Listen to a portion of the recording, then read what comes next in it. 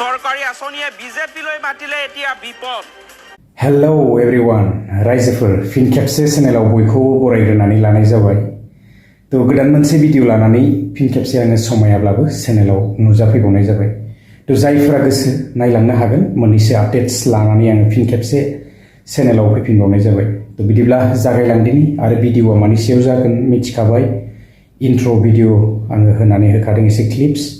स' टाइटेल आरो थाम्बनेलखौ नायनानै बुजिखाबाय। तो बिदिब्ला आपडेट्सखौ जागायलांदिनि।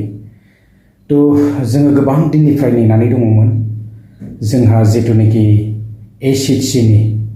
उद्यमिता आसनि जिथुनाखि दा गोबांथार निउस ओंखारबाय थादों बे उद्यमिता आसनिनि सायावहाय दंफां फुलि गायनायनिफ्राय लानानै ना गोबां रां बेबायदि खरसा खालामदों थाइफा थाइनै जेर'क्सनिफ्राय माबानिफ्राय ना बायदिसिना तो गोबांथार ओरैबा ओरै खारदिंनाय जायो गभर्नमेन्टनि खामानिफोरावहाय ना तो जियानो हक नैबे समाव जोङो दा एसे माने आइजोफोरखौहाय खुद्रिसारनाय जोङो नुनो मोन्दों जेरावनाखि खायफा खायफा जायगायावहाय बेबायदि लिस्टफोरावहाय नामफोरा फैयाखै तो दुखु मोन्दों आरो बेबायदि जोङो खुद्रिसारनायफोरखौ जोङो नुनो मोन्दों। तो मामायाहाय बे आसनिखौ लाबोनानै दा बिपदआव नामा मामानि सरकारा माने बिपदआव गोग्लैगोन नामा तो साननो गोनां जानानै फैदों खारन आइजोफोरा बेवहाय खुद्रिसारदों आरो धिक्कार होदों ना तो मोननांगौ जेरैखि जाया खारन गोबां दिननिफ्रायनो नांथाबगासिनो बेखायनो दुखुखौ मोनखागोन मानो दुखु मोना जानो ना दंफां फुलि गायनायनिफ्राय लानानै एथबां दिन जाबाय मोनगोन होननानै बेकडेट जालांबाय थादों ना तो आङो क्लिप्सखौ होनानै होगोन गोबांफोरनानो बेबायदि नामफोर फैयाखै जाहैदों आं बुंनाय बाथ्रा नङा बियो तो बेखौहाय खुद गावसोरनो शेयार खालामदों मिडियानि सिगाङावहाय तो आङो एसे क्लिप्सखौ होनानै होगोन आरोना तो मिथिखाबाय जोंनियावबो बिटिआरआवबो बेबायदिनो गोबांथार नामफोरा दानजागोन नामा तो गोबां रुल्स लानानै फैदों जेरावनाखि सरकाराथ' होजोबनो हाखाया एथबां इजि नङा ना गोबां क'रर थाखा थांगोन बेवहाय अल आसाम होजोबनांगौबा ना तो आङो एसे क्लिप्सखौ दामनानै होनि जोंनियावबो बिटिआरआवबो बेबायदिनो गोबांफोरा दानजानाय थांनो हागौ आरो चेक खालामनानै लायोब्लानो जाबाय तो लिस्टफोरा बेबायदिनो फैगासिनो दं जानांगौ ना बिदिब्ला आङो एसे क्लिप्सखौ होनानै होदिनि উদ্যমিতা আঁচনি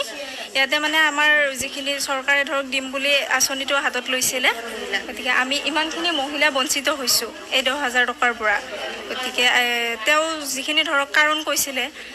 4টা ল'ৰা ছোৱালী সন্তান থকা বা ঋণ গোটৰ ঋণ যিটো RF দিছিলে আমাক সেইটো মানে নুঘূৰালে পইচাটো নাপায় কিন্তু আমি এইখিনি মহিলাৰ ভিতৰত কোনোৱে তেনেকুৱা নহয় গতিকে আমাক কিহৰ কাৰণে আমাৰ লিষ্টখনত নাম অহা নাই গতিকে আমি যাতে পোৱা যাতে পাব লাগে আৰু আমাৰ মহামাৰী জিপিৰ প্ৰায় 764 হ'ব নেকি 76 জনী মহিলাৰ মানে যোৱাকালি লিষ্ট ওলাইছে উদ্যমিতা আঁচনি যিটো ধন মানে মুখ্যমন্ত্ৰীয়ে মহিলাখিনিক দিম বুলি কৈছিল গোটৰ মহিলাখিনি সেই আঁচনিৰ পৰা পাই মহামাৰী জিপিৰ 776 গৰাকী মহিলা বাদ পৰিছে গতিকে যিটো চৰকাৰে ধৰা বন্ধা দিছিল যে 4টা ল'ৰা ছোৱালীৰ মাকবিলাকে নাপায় বা ধনী মানুহ চাকৰি এনেকুৱা কিবা মহিলাবিলাকে নাপায় কিন্তু এইখিনি যিখিনি আমাৰ 700 জনী মহিলা প্ৰায় 750 জনী সেই মহিলাখিনি কিন্তু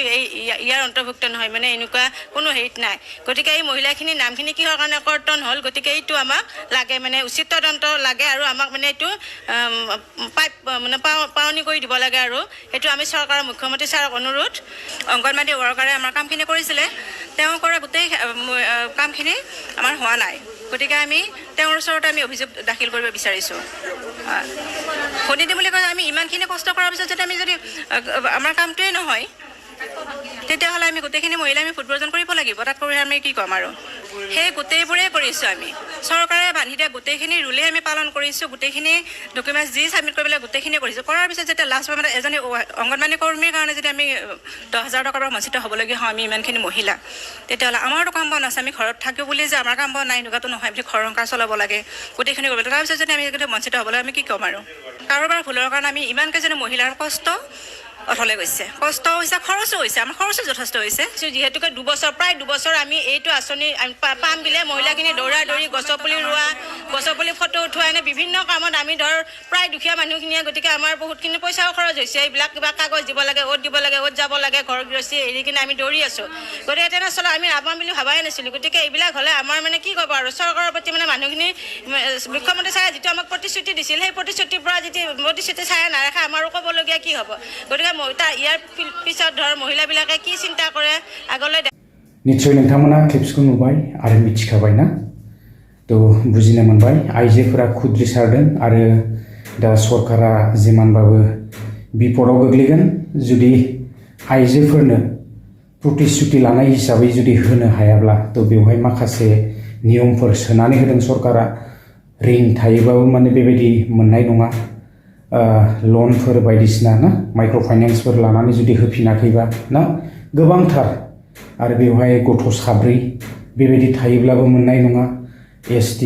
SCफोरा एसे रेहायखौ मोननो हागौ बेबायदि बायदिसिना ना साखा खब्रै थायोब्लाबो मोननाय नङा गोबांथार थ' जोङो मिथिनो मोनखाबाय